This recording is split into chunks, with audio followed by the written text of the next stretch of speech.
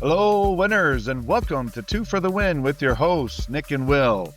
Lots to talk about in terms of football, whether it's college, whether it's NFL, but we're going to get straight to it. But before we do, please be sure to subscribe, share, and follow Two for the Win on your favorite platform. And please consider our today's sponsor, Hard Rock Bet. You can find in the description. If you don't have a Hard Rock Bet account set up, you miss out on the joys of having a roller coaster with your money. So I had a couple of good weeks, and then last week was, wasn't bad, wasn't great. So I'm just teasing. It is fun. Adds elements to the games, otherwise I wouldn't normally care about. So how you doing, my friend, on this Fanatic Friday? I'm doing great. Hello, Wil. Winners. Happy Friday. Hey. Yes, yeah. So we know that the NBA season has kicked off, but we are going to save our NBA picks for a later time to go more in depth. There's just too much football to talk about, and we want to keep within our 30-minute window, so expect an NBA episode forthcoming. But first, if there's something about the college football season, it is that no game is a given. And I have to give a shout out. So there'll be some winners who are listening to this who will know what I'm talking about. So on last week's episode, my co-host, Nick, picked Louisville to trip up the U. And the U at the time is ranked number 2nd in the country. And I agreed with him. Those are the type of games that Miami tends to lose after a fast start. And I'm like, well, maybe we got a different U. Nope. Same old U. And we were at an establishment where perhaps you smoke cigars and maybe drink whiskey, brandy, bourbon, pick your poison. And theoretically, if we were at such a place, we may have met some people. And one of our winners, listeners, Chad, always tells everybody about our podcast. And so they started inquiring about it. And then I told them about my my co-host pick. And they're like, really? And they weren't like dismissing it, but they were like surprised. And then, of course, while we're there, the score of the game, Louisville was up big. So you're becoming worldwide, my friend, with your great picks on these college football games. So kudos to you. Thank you. Once in a while, it happens, and I was happy with some of the results that I was picking. But again, that's a week is not the other, so who knows? But yeah, I had that feeling, and it pays out. And again, when you start with this, I know the coach. I will come up as someone who is against coach because I was a big believer that Franklin should have been fired a long time ago, and I know majority of people don't think so. But I mean, it depends if you want to be average, and that's the thing. Yeah. So many organizations, so many businesses, so many teams, so many. In sport, in business, in anything, they tell themselves, they tell their employees, how they high performing team, how they are, like a team who wants to win. They're number 1 preseason at Penn State, and they want to go for the championship. And then they lose as usual, like the big first game against Oregon at home. For me, that was enough because it's a pattern. And when it's a pattern, you cannot tell your recruiting people coming in, like all the players coming every year, we are going for the natty, when you're not, because you have a coach who wasn't able to prepare his team to win. And it's the same in business. And if you tell yourself that you go for the top, that you want the best, and you don't show that you're able to do year over year, stop calling yourself that and said, hey, come play. It's going to be a great atmosphere. We have great facilities, and hopefully we're going to end up in the playoffs. But if not, we're still good, then it's fine. But don't portray yourself for something you are not. That's what I try to say. And for Miami, I feel the same way. This coach is doing the same thing every year. They always win the bigger game, and then they lose the game they're supposed to win at home. It's like year after year after year after year. So I know we can say, well, Nick, you would fire everyone then. I'm like, no. If it's a consistency, a pattern, one way or another, I think it's wrong. So if you cannot win the big game every single year, you have to change if you want to be the best. And if you always gonna unprepare your team against unranked team middle of the season year after year, you are not fit for to be the coach of that team if you want to go for the national championship. I'm much Yeah. rather if someone is, losing some big games, but losing some. I take the, Lane Kiffin, for example, who was not the same kind of roster, but he wins some big games and sometimes he lets one go, but he's always consistent. The coach of Oregon, the same thing. So, those things, the Ohio State, like they lost the game the first time against Michigan, but then they win all the rest, they win the Natty. Things like that, it happens. But when you have a pattern one way or another and you declare yourself to be in line for championship, then you need to make a change on the top, and that's something that's not happening. Same with Texas now. I mean, I will.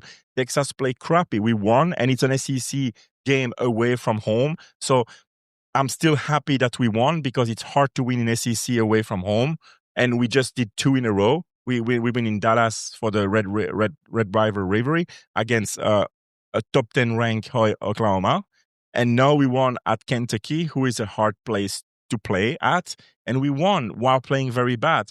But now we play Mississippi State, and then we played I think it's Georgia after that. But if we lose one of those games, I will say the same thing again about Sark, because we constantly there in top 4. I'm happy, but we cannot pass it. And if we keep losing against Georgia year after year, we cannot declare ourselves being a top contender. And that's my long-winded start of the show. No, it's true. No, it makes sense. I mean, basically, if you're expected to be a top program and you keep losing big games, there's a pattern. Time for a different coach. If you're a rising program or a top program and you win some big games, lose some big games, then you see, right? I mean, you have to look at other factors. But I think this also goes for Florida, right? I mean, you look at Florida schools, Texas schools, California schools. These are schools that have an immense amount of high school talent. And I think that's why you saw Napier get fired from the Florida Gators. Like he's the only coach in the University of Florida Gator program since I think it was 1947 who exited his tenure at the Gators with the losing record. Oh. Like everyone else has had a winning record. Now, obviously, there's various degrees of winning records, but I think that's to their point. There is a standard, and I'll even bring in, even though it's a totally different kind of program, but I'll even bring in the Badgers. So what was happening with Florida and the Badgers? Florida, when they were coming off, even though they won, when the coach was coming off the field, they were booing him mercilessly. And the AD heard that, and he's like, all right, I got to make a change, right? Because my boosters, especially with nil money now, you're not going to get the kind of money to attract the players you need if they don't believe in the head coach. So that happened. Wisconsin, they waited into a section of the stadium. Now, of course, they got smoked by Ohio State, but to go scoreless at home, they go into this section that's usually kind of tarped off. They took off the tarp, and they're all waving Fire Frankel shirts. And it's not because Wisconsin was competing for national championships, but Wisconsin was consistently competing for Big Ten titles. And then to go back as far as they have, you got to make changes. And I think, I know you brought in a parallel leadership. It's the same. I mean, one of the analogies I've been using in leadership lately is with your leaders, do you have wartime consiglieres? So if you remember back to the original Godfather movie, Tom was the trusted consigliere to Vito Corleone and then Michael Corleone, but there became a point when Michael, the business or the family was transitioning to Michael from his dad, where Michael's like, Tom, you're not a wartime consigliere. Who's better than my dad? And he demoted Tom and had him book it. It's the same thing, whether it's sports, whether it's leadership in sports or leadership in business. Sometimes in certain situations, you need a different type of leader. Now, if you're agile as a leader and you can be both, fantastic.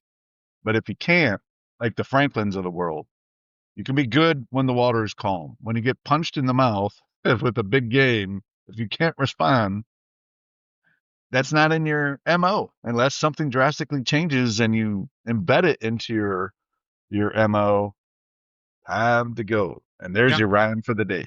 and I would say something about Coach Franklin. Kudos to him to come on the college game day on Yeah, Saturday, and the week basically he gets fired to go there and speak the way he spoke. However, he still doesn't own it right.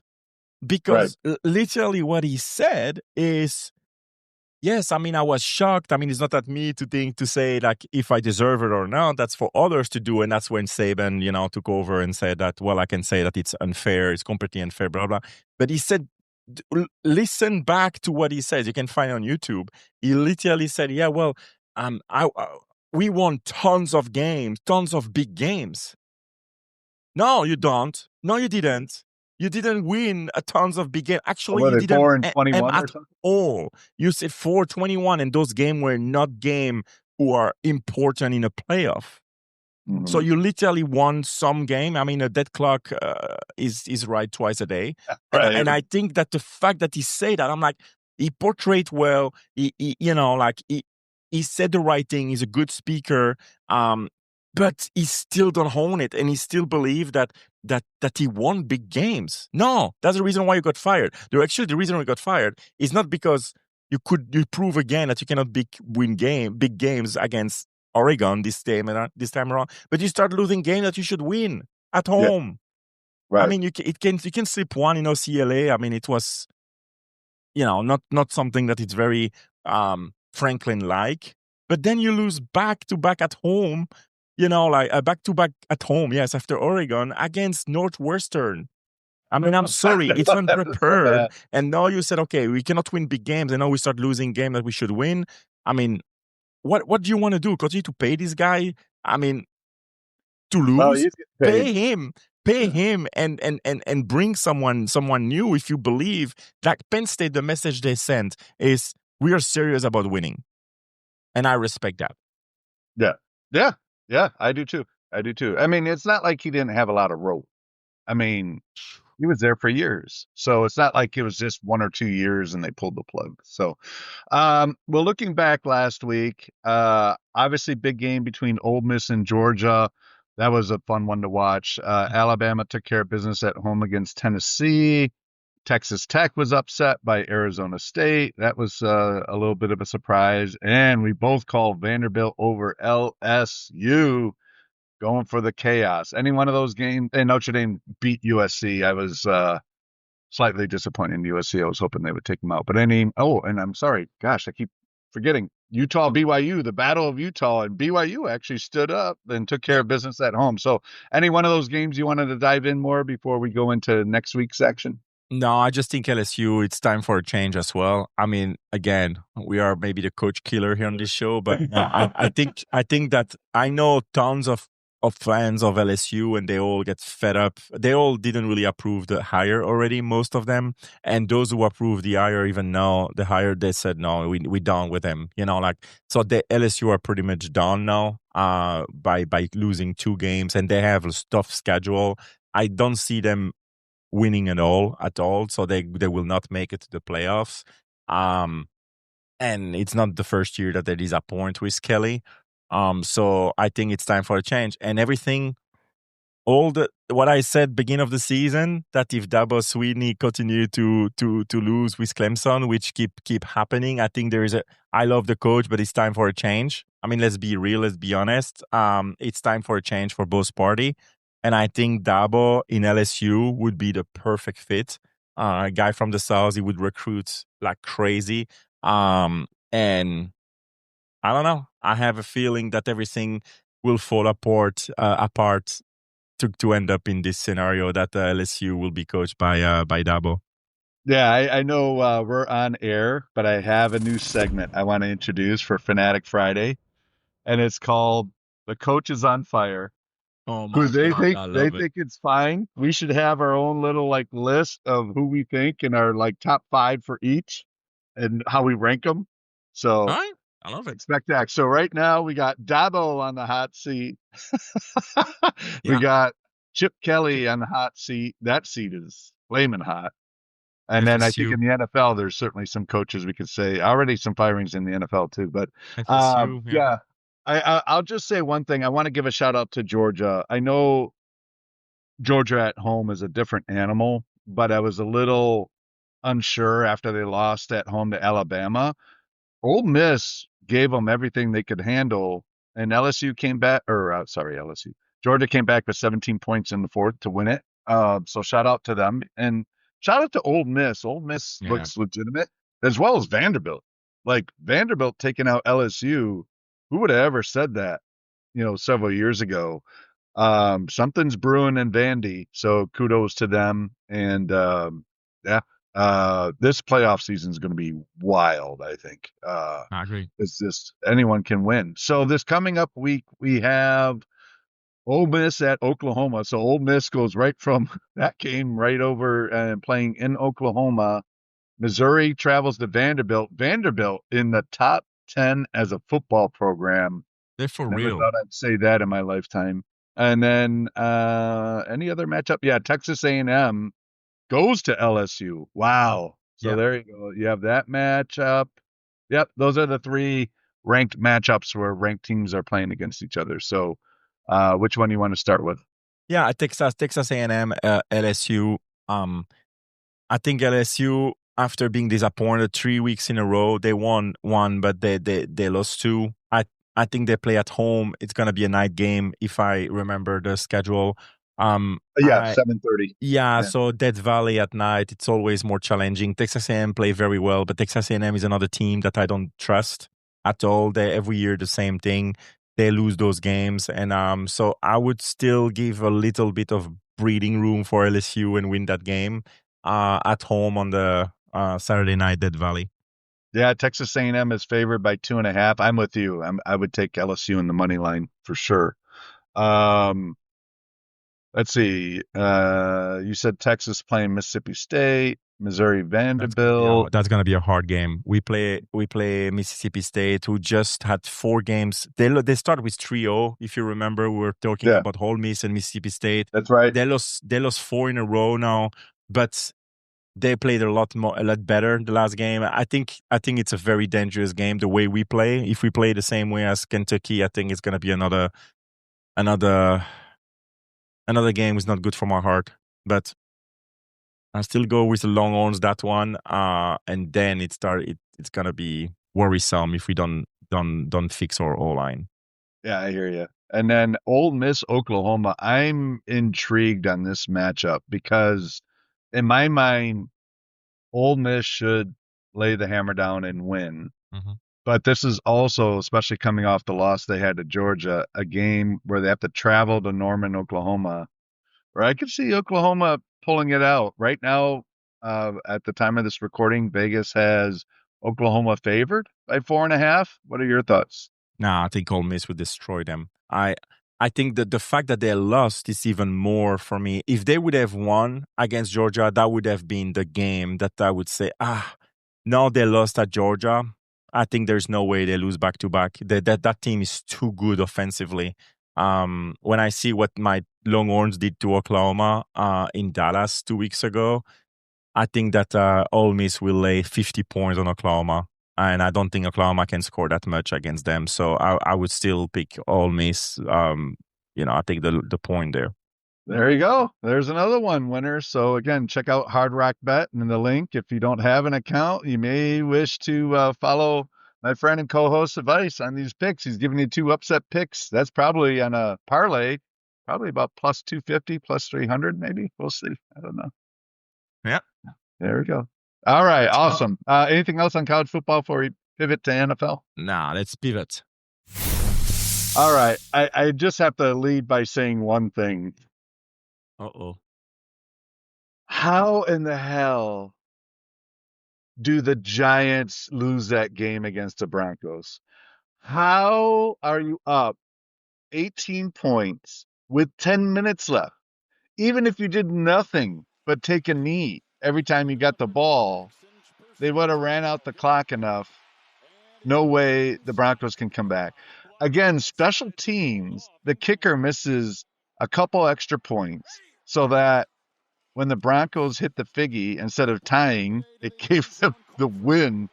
And all time collapse. I forget the stat. It was something like there's been 1,462 NFL games played where the team had an 18 plus point lead with 10 minutes left in the fourth, and they were undefeated up until the Giants choked away that game. And Dable, I mean, that man looks like he should be sweeping floors at a local high school gym. Like, he's losing his mind, but that's on him. He can be as pissed as he wants. You have a rookie quarterback who was playing out of his mind and brought him back after they went down.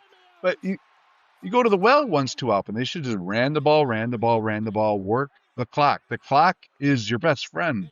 I'm so frustrated because I'm telling you, man, this Jackson Dart Scatterboo combo, I am all in. I'm loving it. I think it's something special for while they'll have it, because I think Scottaboo will probably have to retire in 4 years the way he played. But I really felt bad because you can see they're trying to change the culture. Those players, not the coach. They're trying to change the culture.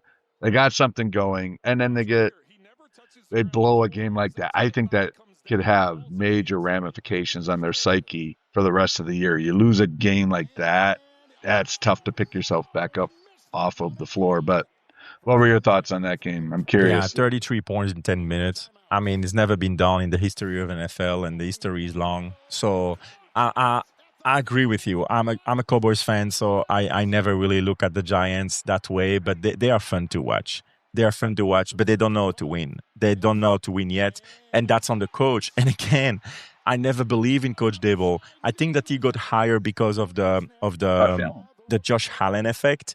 But it's clearly not him. He has nothing to do with Josh Allen effect. Josh Allen is just Josh Allen. He's just phenomenal. Right. And yes, he had a great first year, rookie year. He won Rookie of the Year, and deservedly. But then he showcased that it was a lucky year, because after that, what happened? Look what happened with Jones. Jones is now a big MVP candidate, top 2 probably MVP candidate with Baker Mayfield. He was not good enough for that thing. They had Smith before that. We can like it or not, but he had a great career since New York. The other quarterback he had, and he just can't seems to find it. Now he has Dart. Dart coming out. I mean, as you remember, I had him. I mean, I was very high on him coming out of Ole Miss, and I really believe he was going to be amazing in NFL. I didn't know that fast and that good that fast, but he has a phenomenal player, a great mentality, a dog kind of mentality, someone who fit very well in a big market. So yeah, that's not Dable. It's just the guy. But he proved again and again that he has no idea how to handle the clock. He has no idea how to motivate his players in his team. The way he handle himself on the sideline, always like yelling and be upset about the ref. It's him. It's another person who cannot accept accountability. And I cannot stand that as a coach. That's what you need to do. You need to be over accountable. Like you need to be like a Patrick Mahomes in interview. Like hey, it's on me. They didn't, even when the wide receiver get the perfect ball and they don't catch it. He said, yeah, I should have tried a little bit more on the left. And that's over accountable, but that show leadership to his team. Dable is another one that doesn't do that. But for that game, I think this may be a turning point for Denver. I think Denver now, I mean, they are 5-2. They are very shaky. They lost the first game of the season. People were, ooh, but they kept winning games that they was like very, very hard to win. But no, the psyche of this team, Bo Nix have also the kind of Dart mentality. Their defense are phenomenal. Once they lock it in, I think they will be. I think that may be the turning point game that we look back and said that's when Denver believed that, oh my God, they have something going there. So we'll see what's going to happen. But I do believe that it was, it was another crazy red zone Sunday afternoon. Oh, yeah. Definitely Even though most of the games. early games were blowouts, but the games that were close had a lot of drama. I think The parallel I'm going to use based on this Giants Broncos game is last year the Bears Commanders game. Remember when the Bears player was like taunting the crowd and then Jalen Daniels hit the Hail Hail Mary Mary. and the Commanders won, and that spurred them on. And it was right around this time too of the year Yeah. because I think the Bears were 4-1 or 5-1 at the time, and then they lost the rest of their games. That's what I think is going to happen to the Giants. I'm not saying they're going to lose the rest of their games. They're going to lose a vast majority of their games, and I think you're going to see a head coaching change there. I agree with you. I think this will spur the Broncos like it spurred the Commanders last year. I see the Broncos challenging KC and the Chargers for the division. The Chargers just can't stay healthy, and those uniforms are god awful, ugly. They were worse than walking bananas. Like whoever came up with that one, that person should get fired. No, that was an eyesore. Like, ugh. Yeah, Actually I looked like agree. I vile. couldn't believe it. And then I just have to give a shout out because I couldn't believe what I was watching. Joe Flacco winning the Geriatric Bowl against Aaron Rodgers. He throws for 342, 31 of 47 for 3 touchdowns. Rodgers played well too, so this wasn't a knock on Rodgers, but Flacco, his second game with the team in 10 days, hats off, man. I mean, I know, me too. that was wild. That was wild. And then, all right, so going back to our new, I don't know if we're going to call it Coach Killers or the Hot Seat or something. We'll have to think of a name for the segment for these coaches. If McDaniel, if hopefully by the time of this recording he's been fired, No, or I by the agree. time this launches, he's fired. But I I have never seen a team quit on its coach quite like this in the last 10 years. No. It's crazy just how apparent it is and toxic, and it gets smoked by the Browns, who have one of my favorite player last names, Jenkins, who I did bet 2+ touchdowns in Hard Rock Bet, and he got 3. So I was like, Yeah. woo, that was one of the wins from last week. But Yeah, no, yeah, Jenkins very, very, very impressive on that game. But again, it's against the Dolphins. yeah. But yeah, you're right. I directly text you at the halftime. I'm like, if Daniel's still there tomorrow, I would be shocked. I think he should be gone, and Tua should be put on the bench because it's ridiculous. There's no zero leadership from either of them. The player quit on both. They need a full revamp. I mean, I would literally like, hey, we draft 52 players next year, end of story, because it's like, what are they doing? Like, they need a brand new thing because that's going so fast the last 2-3 years. So I agree with you. And I want to say a word about my Cowboys. Lord have mercy, or offense. Woo! I mean, it was my upset pick, so I was Yeah. right, and I don't put the Cowboys as upset pick often. I did it one time last year and one time this year so far, but I really didn't see them losing at home against the Washington. Dak phenomenal, or 2 wide out. Oh, Pickens and CD. How can you Yeah. stop that? And then Ferguson as a tight end, while Williams is playing his best season ever. I mean, on the back, or O-line is still not perfect, but it's improved drastically. Again, when everything clicked, the O-line also clicking. That's funny. That is what I said about Texas Longhorns. And our defense, they did better than I thought yesterday. They're still not great, but they did the best they could.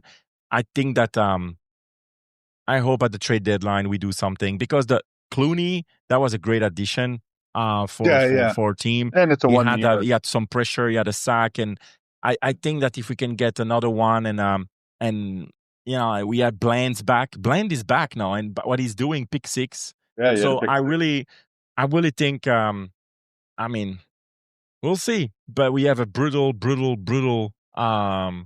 schedule coming up. But who knows? I think nobody wants to play the Cowboys. That's what I want to say. But we'll see.